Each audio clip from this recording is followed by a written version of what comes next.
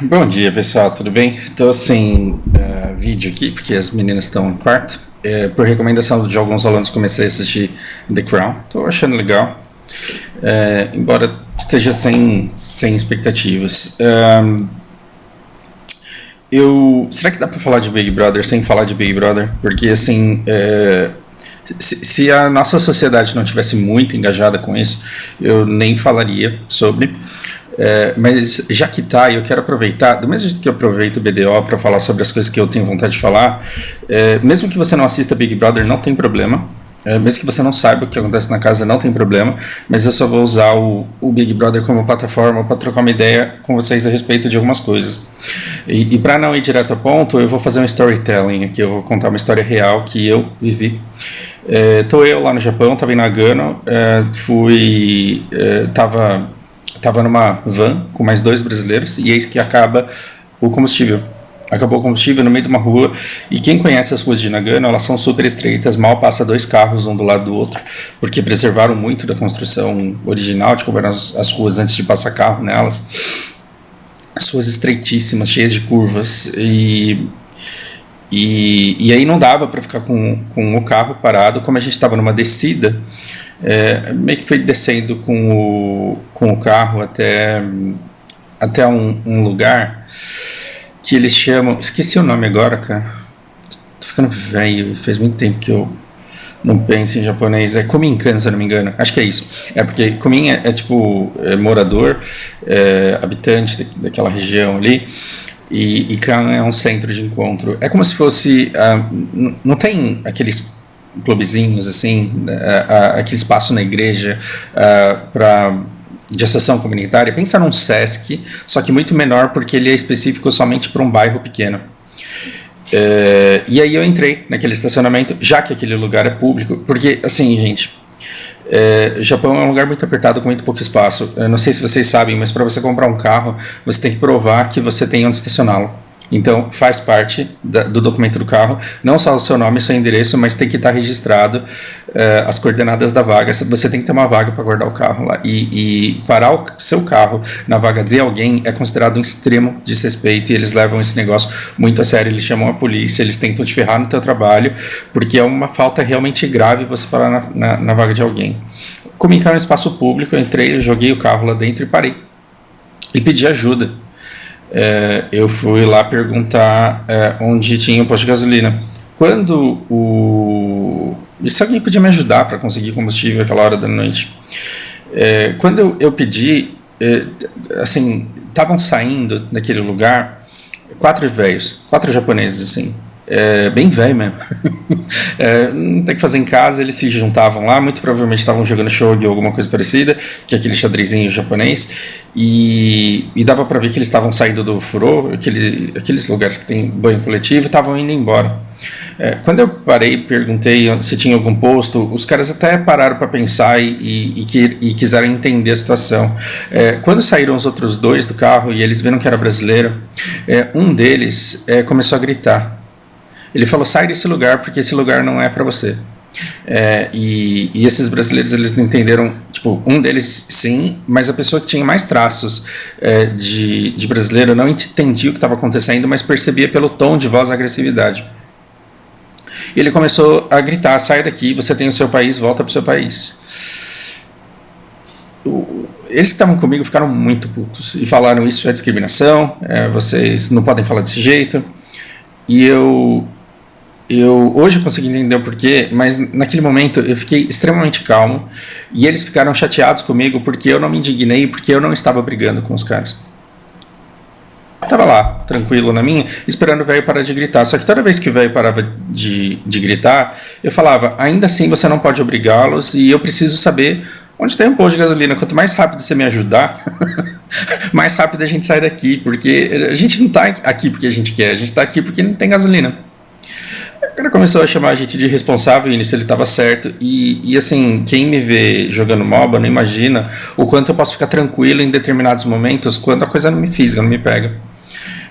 E eu estava completamente zen no meio daquela história. E eu comecei, mas eu também não estava fazendo absolutamente nenhum esforço para acalmar os outros dois. Eles estavam fazendo escândalo, estavam gritando, dizendo que eles estavam sendo discriminados, que aquilo não podia acontecer, e porque eles estavam certos. Eu fiquei só admirando aquela cena e me colocando ali no meio, para caso a coisa esquentasse demais, eu não deixasse que ninguém se agredisse.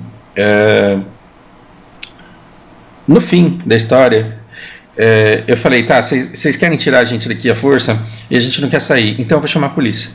Eu vou ligar pra polícia vem aqui e chama a gente. Nessa hora, um dos velhos que estava menos bêbado, porque os 4 estavam muito bêbados, um dos caras que estava menos bêbado, ele falou, não coloca a polícia toda no meio, por favor, tô te pedindo. Esse cara aqui, ó, que era o único que estava falando vai embora, embora outros 2 estivessem apoiando, e só esse quarto japonês menos bêbado estava sendo o mais razoável ali, ele falou, cara, não chama a polícia, porque se você chamar a polícia, você vai arrumar problema de verdade para esse cara, e na verdade ele só tá bêbado. E o que ele tá falando é errado, mas assim, é um coitado de um velho que só tá bêbado. Você vai ferrar a vida do cara se você chamar a polícia. Você tem certeza que é isso que você quer fazer? Ou a gente pode ajudar vocês a ir embora e acaba essa história. Vamos lá, eu vou no posto e eu trago aqui num recipiente o combustível para colocar no seu carro. Eu falei, puta, você faria isso por mim mesmo? Ele falou, faria. Então tá resolvido. Eu vou falar que eu vou chamar a polícia aqui só para ver se esses caras vão embora.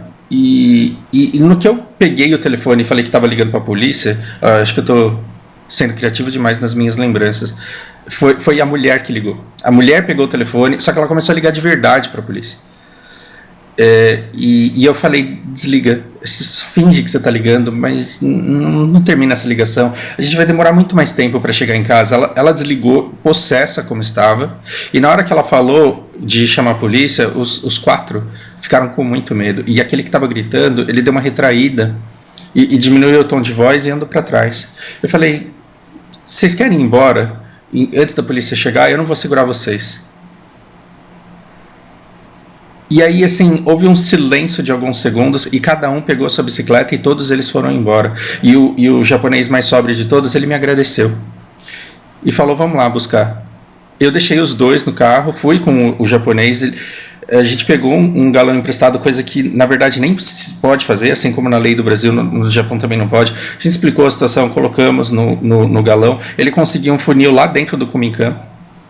A gente colocou o combustível no carro e fomos embora. Eu agradeci muito, cara, mas na época não tinha esse negócio de me dar seu zap zap, e a gente nunca mais se falou e nunca mais se viu. Aí vamos lá. Se você escuta essa história e diz pra mim, então o japonês é tudo preconceituoso, eu vou te dizer não. Então o japonês não é preconceituoso porque ajuda, eu vou te dizer não. Então o japonês e aí eu vou dizer, cara, não tem essa de japonês isso é a nossa limitação humana, tentando colocar todo mundo dentro de uma caixinha e dar um adjetivo para todo mundo. Do mesmo jeito que a gente erra ao dizer que japonês é tudo esforçado, e que chinês é tudo porco, e que italiano é tudo amistoso e emotivo, e que americano... A nossa tentativa de dizer que todo mundo na verdade é resultado, é uma consequência burra da nossa inteligência. A nossa inteligência faz com que a gente queira agrupar coisas em grupos. Para quê? Para a gente refletir mais rápido sobre elas. A gente separa as coisas aqui, tudo em culinária e alquimia, e deixa cada um num armazém. Por quê? Porque a gente gosta de trabalhar coisas dentro de determinados grupos. Só que essa inteligência que nos torna capazes de separar as coisas em grupos, ela tem consequências burras, que é querer generalizar a respeito de um grupo todo. Essa generalização acontece o tempo inteiro quando você fala que brancos são e negros são. O que a gente tem? A gente tem um racismo que permeia as crenças de toda a sociedade, que gera comportamentos horríveis e que precisam ser combatidos. Só que combater crenças leva gerações, leva muito tempo. Eu sei que os negros não têm tempo para esperar essa mudança, porque eles estão morrendo, mas ainda assim, por mais que a gente queira, por mais que a gente se esforce, o negócio não vai mudar rápido como a gente quer. E tudo bem eles tentarem. Ainda assim, quando você tem casos como esses, de um japonês falando vai embora... Quando me perguntam se eu me senti discriminado, eu costumo falar que eu nunca fui, mas quando eu começo a cavucar minhas memórias aqui, eu consigo lembrar de várias situações. Por exemplo, quando eu parei numa outra ocasião, meu carro, na vaga de um japonês, achando que era do brasileiro que eu ia visitar. O cara me falou o número da vaga, e era a vaga 6, e eu, como a vaga estava meio atravessada, eu vi um 9 lá e eu parei naquela vaga, achando que era dele. E o cara, ele falou a mesma coisa. Ele falou: você não é daqui, você não é capaz de ler um número, então volta pro seu país. Eu falei: cara, você podia não ter deixado eu entrar. E aí eu tirei o meu documento que estava assim, visto permanente, autorização permanente de estadia no país. Eu falei: você tinha todo o poder de não deixar eu entrar, mas agora que você deixou, você vai ter que me aguentar aqui. E aí quando eu paro para pensar por que eu não me matei, por que eu não me deprimi, por que eu não precisei de remédio, por que eu não chorei, por que eu não soquei o cara, é porque eu tive muita leitura e muita educação no sentido de fortalecer a minha identidade, de fazer com que eu jamais acreditasse que eu era inferior a alguém. E é por isso que eu consegui sempre tancar esse tipo de comportamento. Só que eu, Fausto, que tive essa oportunidade de leitura, que tive esse trabalho na minha identidade, eu não posso culpar uma pessoa que não teve essa oportunidade para desenvolver essa força. Um negro que nasce num país que o maltrata desde o berço, que maltrata os pais, que maltrata os avós, que os desrespeita, que acha que ele não está no lugar certo quando ele vai num lugar sofisticado, que não se sente bem quando ele começa a se destacar na carreira, que priva suas oportunidades, porque por mais que a pessoa não se considere racista, quando você precisa contratar uma pessoa para ser atendente da sua loja no shopping JK Iguatemi, é muito difícil você defender que não existe uma expectativa sua de satisfazer o seu público e agradá-lo, colocando uma pessoa que tem determinadas características e não outras. E assim, eu passava por aquela torre do JK Iguatemi ali na Vila Olímpia todos os dias praticamente. E aí assim, você tinha menos de 3% das vendedoras das lojas negras, e quando você olhava para as negras, você via que elas eram excepcionalmente bonitas. Então, por mais que não exista maldade de cada um dos contratantes daquela loja, você vê que permeia na nossa sociedade umas crenças que precisam ser apagadas. Num cenário ideal, o branco ele seria racista com o negro, e o negro ele se comportaria como eu me comportei naquele Kominkan em Nagano. O negro olharia para o banco e falaria: cara, como isso é ridículo, vamos chamar a polícia aqui então. E ele disse: eu tenho que sair, ou se eu tenho que ficar. Só que a própria polícia está prendendo e está matando os negros antes de conversar com eles para saber se eles estão falando a verdade ou se eles estão mentindo. Então, uma pessoa dessa não pode ser culpada por ela não ter tido a oportunidade de desenvolver a força de resistência com tranquilidade que eu tive. Por quê? Porque eu sabia que se eu chamasse a polícia ali, conseguindo me explicar da forma correta e tendo testemunhas, eu conseguiria ferrar a vida daquele japonês sem problema nenhum. E no dia seguinte eu apareceria no jornal ainda, dizendo o quanto eu fui vítima e o quanto eu estava machucado. A sociedade me pediria desculpas. Agora, você acha que a mesma coisa vai acontecer com um negro aqui, quando isso acontece? Talvez não, né? Bom, de qualquer forma, embora a gente tenha inúmeros casos de racismo permeando a nossa sociedade, cada caso, quando acontece, ele deveria ser,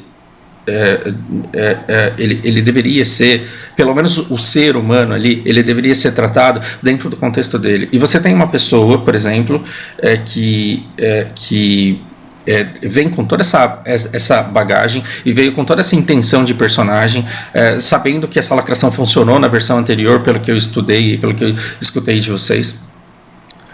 Agora, toda a história em torno daquele rapaz que eu não sei o nome, que ficou bêbado e começou a dar em cima de todo mundo e que sofreu uma retaliação enorme, eu queria pensar assim: quando foi que a gente perdeu a oportunidade de ficar bêbado e falar merda? Quando foi que a gente perdeu a oportunidade de ficar bêbado e ter o nosso filtro moral anestesiado e de fazer besteira e no dia seguinte dizer: gente, desculpa, falei bosta?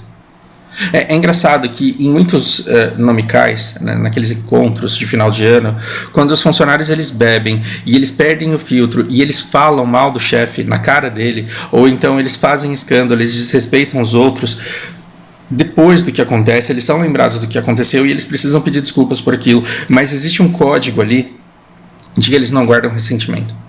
Embora no fundo todo mundo guarde, ninguém pode admitir que guarda ressentimento de coisas que foram ditas, por exemplo, naquele Não Me Cai. Por quê? Porque as pessoas, elas têm ao seu favor o fato de que elas estavam bêbadas, elas não tiveram controle sobre aquilo que elas falaram, e elas podem até pensar daquela forma, mas quando elas não estão bêbadas, elas não manifestam uma opinião. Elas são civilizadas no momento em que elas têm que ser civilizadas, e elas se encontraram no momento em que elas se permitiram beber e falar besteira.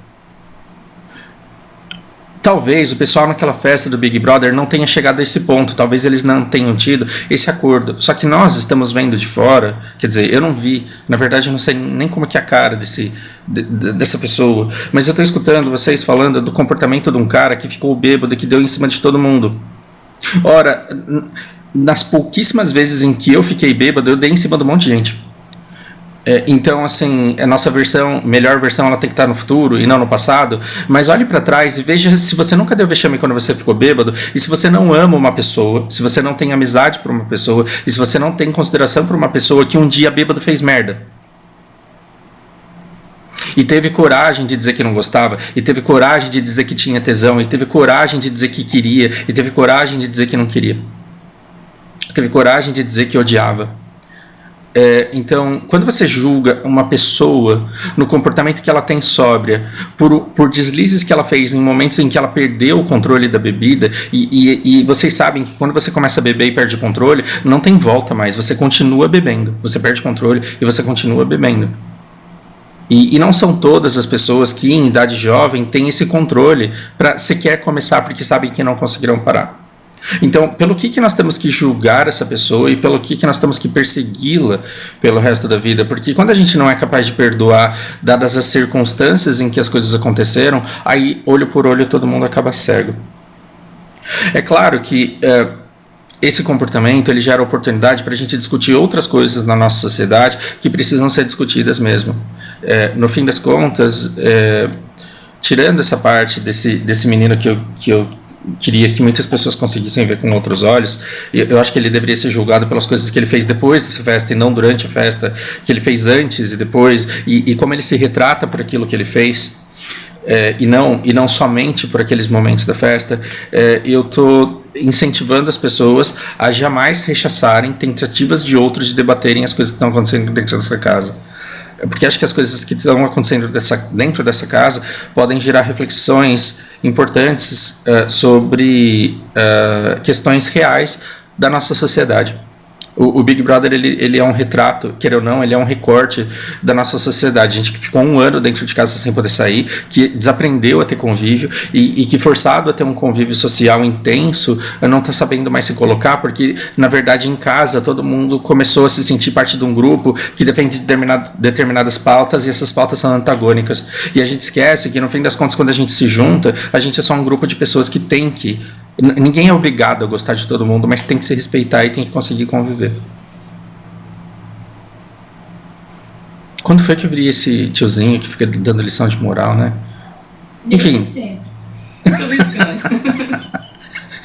Era pra você estar dormindo. Pensem aí. Um bom domingo pra vocês. Um grande abraço.